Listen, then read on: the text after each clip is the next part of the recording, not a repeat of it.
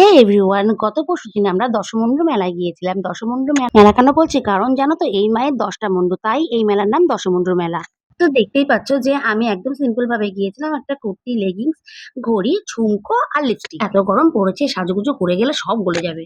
তো গঙ্গার ওপার থেকে দেখতেই পেলে মেলার লাইটিংটা। তো আমরা অলরেডি মেলায় ঢুকে গেছি। মেলায় ঢুকে দেখতেই পাচ্ছ যে মেলায় কি বসেছে। তবে এই মেলাটা আগে অনেক বড় হতো, এখন অনেক ছোট হয়ে গেছে। ঢুকেই দেখলাম আমাদের ছোট্ট সদস্য স্বয়ংভু মেলাতে এসেছে। তো মেলাতে তাকিয়ে আর আমার মেয়েকে খেলনা কিনে দিলাম। তারপরে ছেলে-মেয়ের বায়না, মোমো খাবো, ফুচকা খাবো, পাঁপড় খাবো।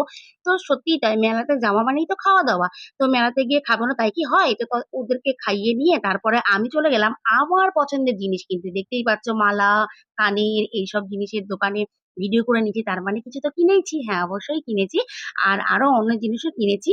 তারপরে লাস্টে আমরা পাঁপড় ভাজা আর জিলেপি কিনে খেতে বাড়ি চলে এলাম। তোমাদের কেমন লেগেছে অবশ্যই কিন্তু কমেন্টে জানাবে।